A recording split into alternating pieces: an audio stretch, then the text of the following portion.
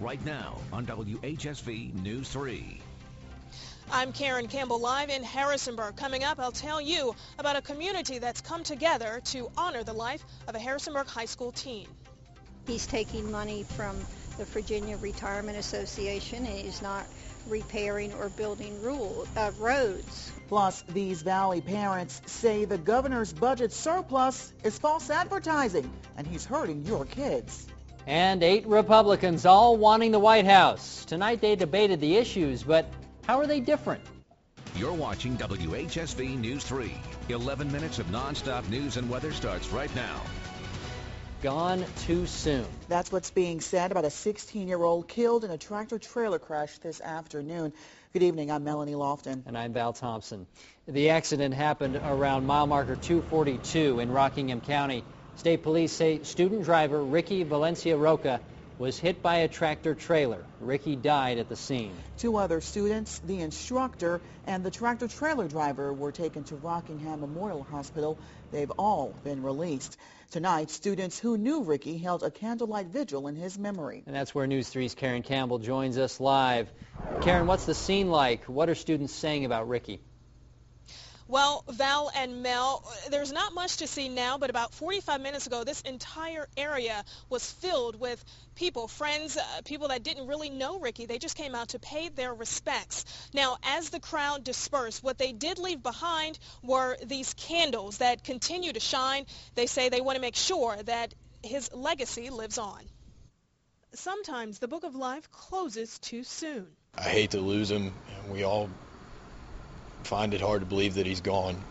Family, friends, and those who knew 16-year-old Ricky Valencia Roca came to Harrisonburg High School to pay tribute to his life. He was an absolutely wonderful young man. Always had a smile on his face, always had a joke ready to tell, and was always singing some song to cheer everybody up.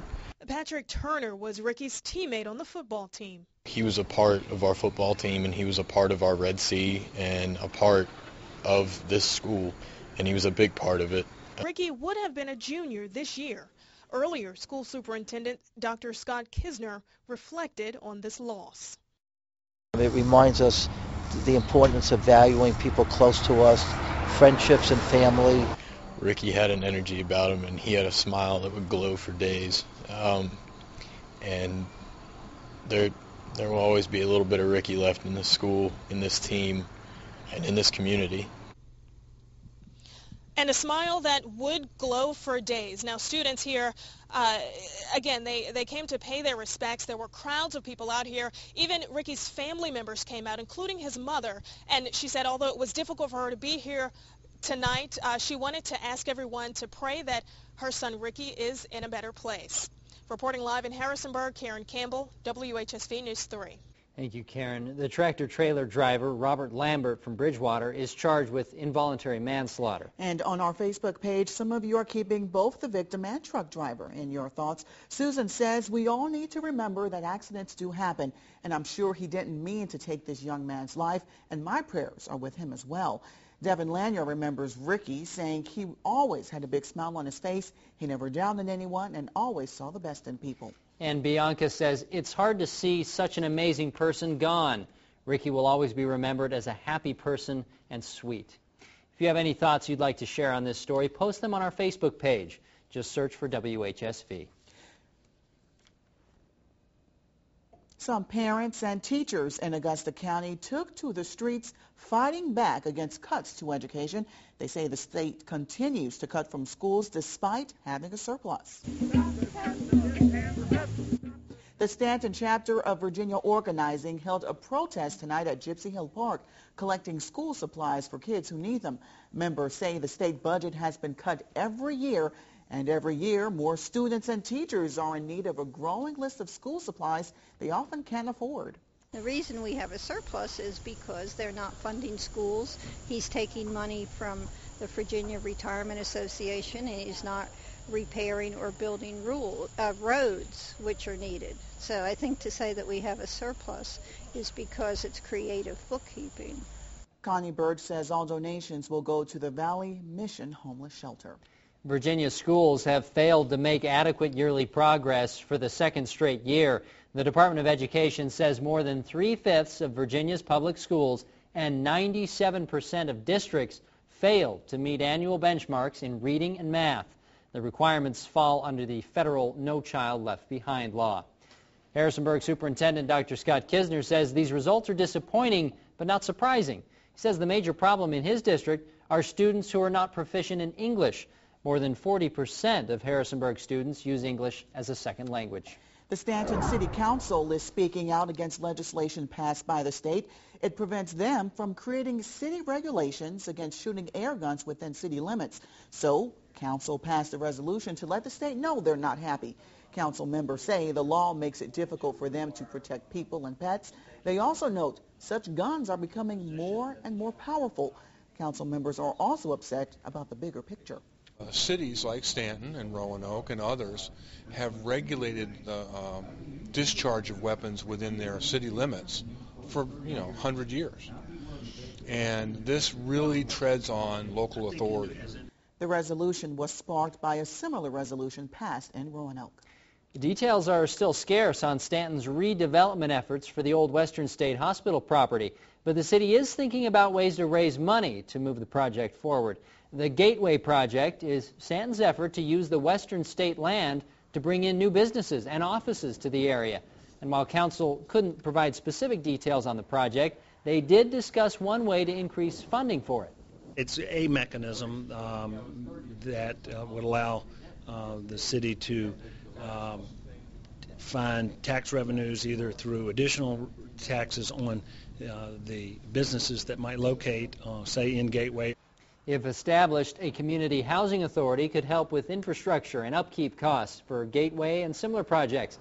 The Gateway project could bring much-needed tax revenue and jobs to the area. Virginia's agriculture industry provides more than 357,000 jobs across the state. And today, Governor Bob McDonnell ceremonially signed 8 pieces of legislation he says could help the Commonwealth's largest industry grow even more. McDonnell said the bills will also enhance water quality in the Chesapeake Bay and other watersheds. They include measures to regulate the use of certain fertilizers, allow agricultural land to be deemed in full compliance with this total maximum daily load allocation. Another bill would authorize a study for the expansion of the Chesapeake Bay Watershed Nutrient Credit Exchange Program. The U.S. Forest Service is battling a fire on Massanutten Mountain. A forest ranger says the fire is in the north end of Fort Valley. It's at least 10 acres. Firefighters have not been able to get it under control, and they may have trouble getting their trucks to it due to the fire's location on the mountain. Rockingham County firefighters say a combustion fire destroyed a barn in Dayton this afternoon. 3 fire departments tried to stop the fire that started in the family's hay and feed storage building. It spread quickly, though, to where the animals are kept. Firefighters were able to get those animals out in time. The building, though, was destroyed. Well, if the economy like it is, it's a major loss. Community will be good about stepping in and helping out, but it's just like it is at a time like this. Everybody will step in and help out with food and help and money, and equipment will come in and clean up. The damage is estimated at $300,000. The wildfire in the Great Dismal Swamp National Refuge has crossed from Virginia into North Carolina. Refuge officials say lightning started the fire, which was initially reported August 4th. Fueled by dry conditions and winds, it has grown to 5,700 acres and is likely to burn for several weeks. Now, your First Alert Storm Team forecast with meteorologist Aubrey Urbanowitz. We're still looking at dry conditions throughout the valley, and we're going to stay dry for at least one more day. Just a few scattered clouds outside right now, and those are actually starting to move into the east right now, and we're going to continue to see the lack of cloud cover as we go through the overnight hours. And most of the activity, thunderstorm activity, is really staying well off to our south. Once again, stationary front position to our south, so one more quiet night ahead at least. So as we look at the water vapor imagery, we can really see the dry air, that orange color. That's the huge punch of dry air that we're seeing. and that's due to high pressure moving into the area, and that's where it's going to stay for at least another day. 73 degrees outside our studio, the humidity at 46%, so it's pretty dry here at the surface. Pressure is starting to rise, though, as that high is starting to make its way a little bit closer to our area. Weather watchers calling in some very comfortable numbers tonight. 68 for Luray, 71 in 10th Legion, and 60 already for Franklin. So a comfortable evening outside. A great night to open up the windows. 70 in Winchester and 67 for Sparkling Springs. So a nice evening, some cooler temperatures. That certainly is a nice change. So the high pressure that's influencing us, giving us those nice conditions, that's going to continue on its eastward track as we go through the overnight hours and into Friday. So we'll start with winds coming in out of the north for Friday, pretty light as we get into tomorrow. But as we go through the afternoon, that high will start to make its way a little bit more closer to the east coast. We're going to start to get that return flow. So what that means is we're going to get some winds coming in out of the east southeast as we go throughout the day on Friday. That's going to increase our moisture and also build in some more cloud cover as we go throughout the day on Friday.